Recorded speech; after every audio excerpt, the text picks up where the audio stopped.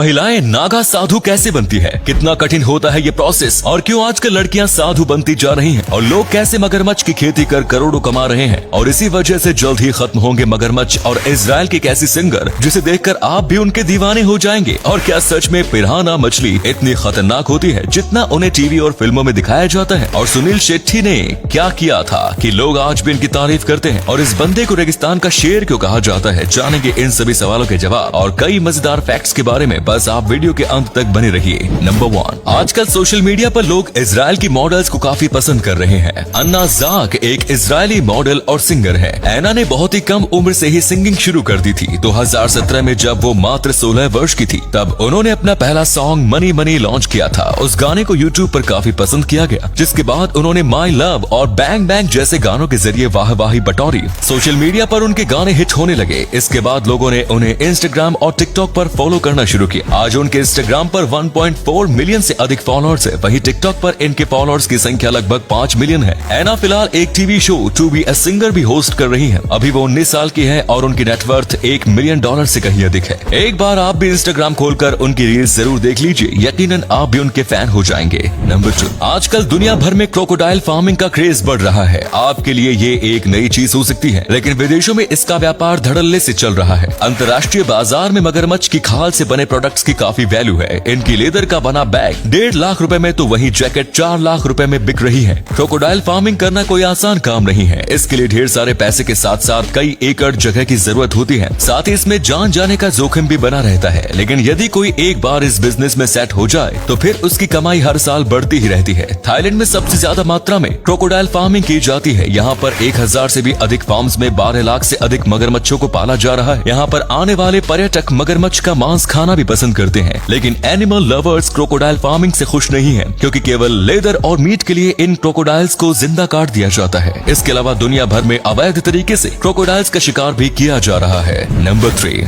अक्सर फिल्मों में दिखाया जाता है कि पिराना नाम की मछली बहुत ही खौफनाक होती है, जो किसी भी इंसान के शरीर को चंद सेकंड में ही नोच नोच कर खत्म कर देती है। लेकिन असल में पिराना इतनी खतरनाक भी नहीं होती जितना उन्हें टीवी और फिल्मों में दिखाया जाता है। दुनिया भर में पिराना के 30 से अधिक प्रजातियों की खोज की जा चुकी है। कहा जाता है कि जिस नदी में पिराना मछली होती है वहाँ धीरे धीरे अन्य सभी मछलियाँ खत्म हो जाती हैं। लेकिन इन सब बातों में पूरी तरह सच्चाई नहीं है। पिराना मछली अधिकतर अपने से छोटी आकार वाली मछलियों का ही शिकार करती है। इनमें सबसे घातक रेड पिराना, ब्लैक पिराना और सैन फ्रांसिस्को पिराना होती है। पिराना मछली की बाइट पावर अपने शरीर से 30 गुना अधिक होती है, जो अन्य किसी भी समुद्री जीव के मुकाबले काफी ज्यादा है। पिराना मछलियाँ इंसानों के लिए इतनी ज्यादा घातक नहीं मानी जाती। इसके अलावा वो जैगुआर को भी ज्यादा कुछ नहीं कहती। यदि आप पिराना के आसपास शांति से रहेंगे तो वो भी आपको कुछ नहीं कहेगी। इसलिए जैगुआर आराम से पानी के अंदर अपना शिकार ढूंढ लेता है, क्योंकि वो बिल्कुल हलचल नहीं करता। नंबर 4, कुंभ मेले में नागा साधु सबसे मुख्य आकर्षण का केंद्र रहते हैं। लेकिन क्या आपने सोचा है कि महिलाएं नागा साधु कैसी बनती हैं? महिलाओं का नागा साधु का जीवन बहुत कठिनाइयों से भरा होता है। उन्हें रोजाना ब्रह्म मुहूर्त में उठकर कठोर परिश्रम करना होता है। लेकिन इन सब से पहले उन्हें इससे भी कठिन परीक्षा से होकर गुजरना पड़ता है। नागा साधु बनने के लिए महिला को 6 से 12 साल तक सख्त ब्रह्मचर्य का पालन करना होता है। उन्हें अपना घर परिवार सब कुछ त्यागना होता है। साथ ही उन्हें अपनी वेशभूषा का त्याग करना होता है और केवल एक वस्त्र का स्वीकार करना होता है। हालांकि नागा साधु बनने के बावजूद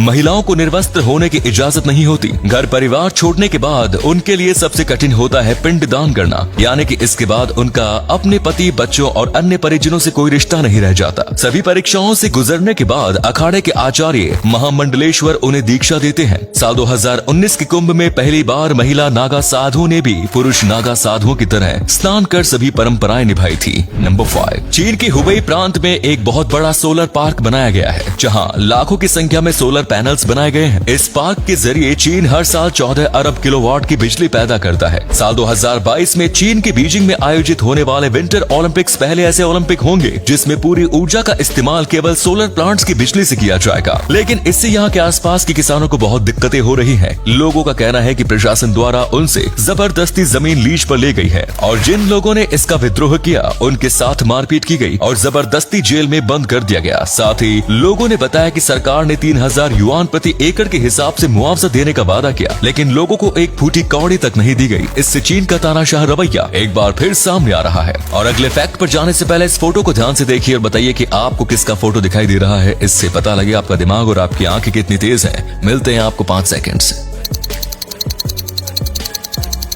नंबर 6, बॉलीवुड इंडस्ट्री में कई ऐसे सुपरस्टार्स हैं जो अपनी रियल लाइफ में भी हीरो हैं। सुनील शेट्टी भी अपनी रियल लाइफ में किसी हीरो से कम नहीं है। सन 1996 में मुंबई के रेड लाइट एरिया में एक रेड पड़ी थी। यहाँ से 456 लड़कियों को छुड़ाया गया, जिनमें से 128 लड़कियां नेपाली थी। जब सभी लड़कियों को उनके घर भेजा जा रहा था तो इन नेपाली लड़कियों के पास ना तो घर जाने के पैसे थे और ना ही कोई नागरिकता का प्रमाण। जब ये बात सुनील शेट्टी को पता लगी तो वो मदद के लिए आगे आए और एक प्लेन की मदद से सभी लड़कियों को नेपाल पहुंचाया। पिछले 24 सालों से उन्होंने ये बात किसी को नहीं बताई। हाल ही में एक महिला ने इस बात का खुलासा किया जो उन 128 महिलाओं में शामिल थी। सुनील शेट्टी के इस नेक काम के लिए एक लाइक बनता है। नंबर 7, महाराष्ट्र में एक पिता ने अपने बेटे की जिद पूरी करने के लिए कबाड़ की मदद से जीप बना डाली। उन्होंने ये जीप केवल लोहे के कबाड़ से तैयार की है, जिसे बनाने में कुल 60,000 रुपए की लागत आई। ये आम गाड़ियों से अलग किक से स्टार्ट होती है। हालांकि सड़क पर ये गाड़ी चलाना वैध नहीं है। सोशल मीडिया पर इस गाड़ी की वीडियो वायरल होने के बाद आनंद महिंद्रा ने पिता की तारीफ की। साथ ही वे इस जीप से इतने प्रभावित हुए कि खुश होकर एक बोलेरो कार गिफ्ट में देने का ऐलान कर दिया। नंबर 8, अब हम आपको एक ऐसे योद्धा के बारे में बताएंगे जिन्हें लायन ऑफ डेजर्ट यानी रेगिस्तान का शेर भी कहा जाता है। ये कहानी है लीबिया के रहने वाले उमर अल मुख्तियार की। सन 1911 में लीबिया के ऊपर इटली ने हमला कर दिया था। इसके बाद इटली से